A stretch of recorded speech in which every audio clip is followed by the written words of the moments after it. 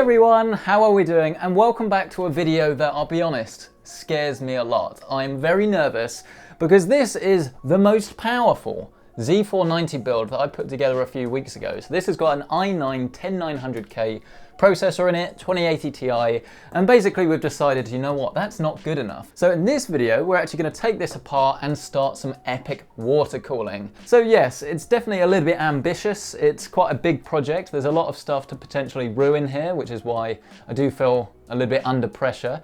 Hopefully the loop isn't going to be under pressure. Well, hey. So the components that we are swapping out for today include a 2080 Ti with Corsair's Hydro X block pre-fitted. So this was a reference or founder's edition card that I've taken apart, put their block on. That was very easy to do.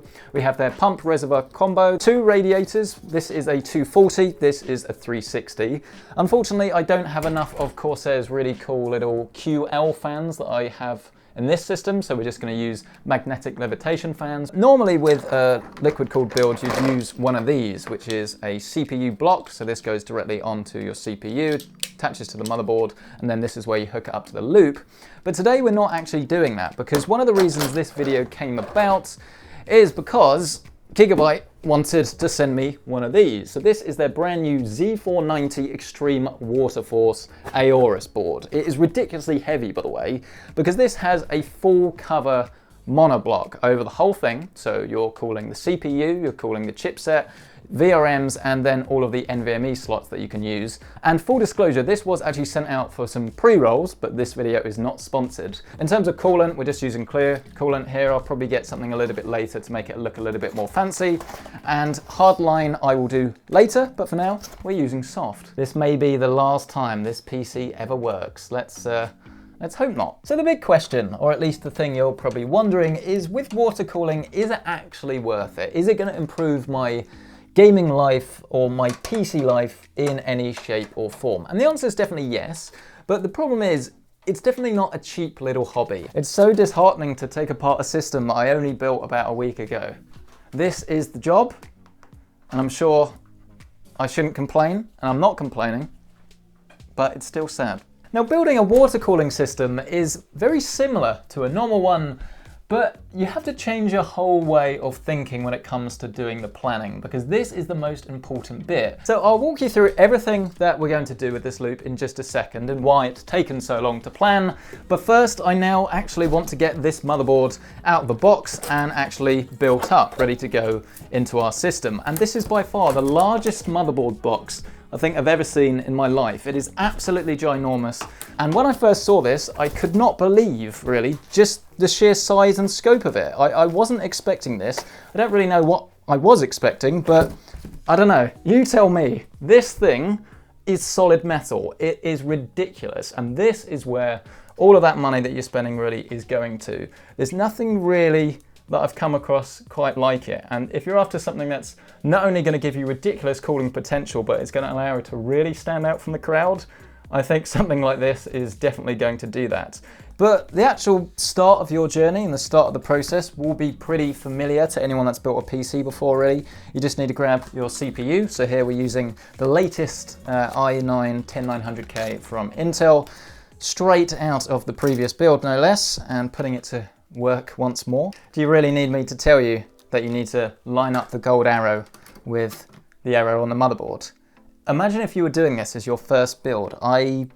Fair play, you've got some minerals to be doing that. RAM wise, I'm sticking with the Trident Z Neo, and again, while this is sort of designed for Ryzen systems really, I think the look of this is just perfect, especially along with the sort of silver accents that we're going to have going on with this board. The SSD that I'm using in this rig was sent out by Kingston. It is their KC2500. Moment of truth time then, and I'm not going to try and do this in a very fancy way.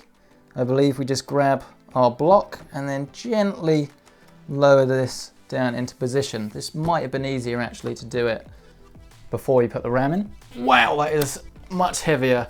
We now have our completed motherboard combination, and just look at that.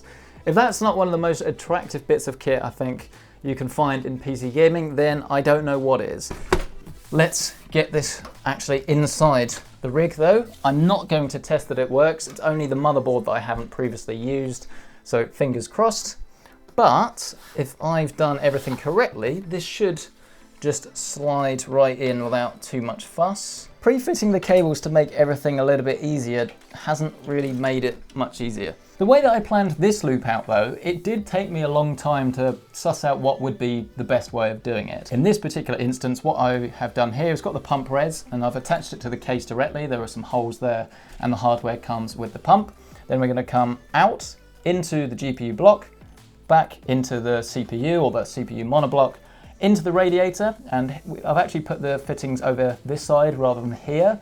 I think if you had one of those radiators that comes in and then out, that would be best for this system, but I don't. Then we're going to go back into this radiator, and here you can see we've got pretty much a straight line, and then we're going to come back out and into the pump res. Measuring up your loop is incredibly simple really with soft tubing. You just need to make sure that you've got enough to cover barb to barb or the compression fittings. The compression fittings that you get with this Corsair kit are incredibly easy to use. Simply insert them over your tube, whack that tubing over this barby end, push it as far in as you can go, making sure that it's actually touching the end of the fitting, and then just screw it into place. And that is how you do a loop. Very simple. The difficult bit is planning where everything is going to go. And as I say, I spent about 3 to 4 hours putting all of these things in there and deciding what was what. It was fun actually, it was incredibly fun, but it was a time-consuming and slightly stressful process. It probably would make more sense actually to put the tubing on and then cut it to size after. Here's quite an interesting point because you can see that if we cut ourselves a large amount of tube here with plenty of flex, then there's no bend, it's absolutely fine. Whereas if we cut this a bit shorter, trying to be neater, we can see that the tube starts to fold in on itself, which is not good. I've got to admit it, soft tubing does not look as good as hardline. There's always room to grow.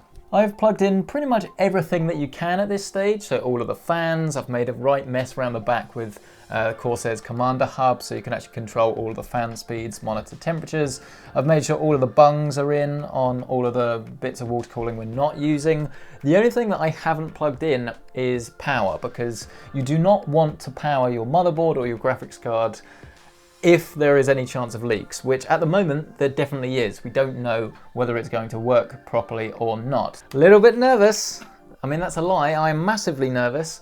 I would have worked out how much all of this is worth by the time I actually put this video up, and it is scary to think. Also, water cooling fluid stinks. It is disgusting. Here we go then.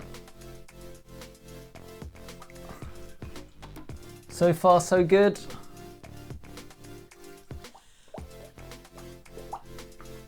Don't be afraid to go nice and slowly. Really don't be afraid to go nice and slowly. Gravity's going to do the work for now. Ah, there we go.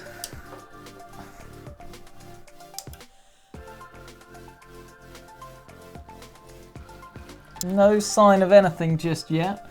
So it's just a process of fill up that reservoir as much as possible, turn on the pump, and then let it do its thing. Just try not to break any of your ridiculously expensive hardware. And we're back. So sit rep then. I left it running for around about 2-3 hours last night just to check that there weren't any leaks. So what I'm going to do now is actually just turn this thing on for the first time with all of the power connected and hope that we haven't cocked nothing up. Imagine going to all of the effort of actually creating a PC like this, custom calling it, spending a ridiculous sum, and then actually using a 1080p 60Hz monitor. I just can't. Here we go then. Classic. Here we go then. We're certainly thinking about it. Promising. We have RAM. We don't have RGB water block yet. But do we have a signal on the monitor?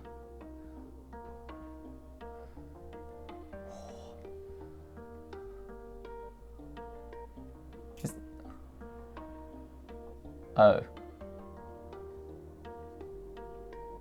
Hold on. We have a signal! But then it's turned off again. This is stressing me out. longest boot sequence ever. Oh, how long did that take? Jumping into Windows, I've installed all of the drivers, the software, everything that we're going to need.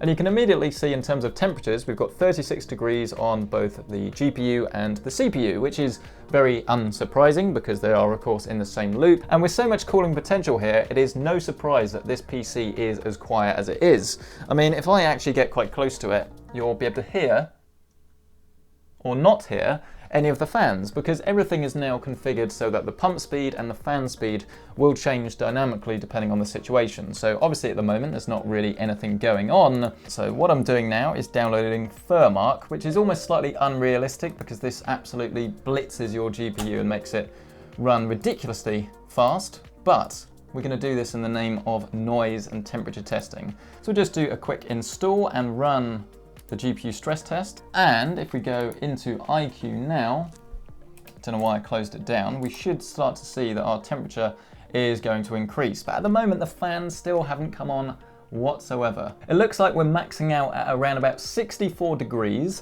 And I'd like to point out that this is without any of the fans spinning. They've only just come on now and they're completely silent.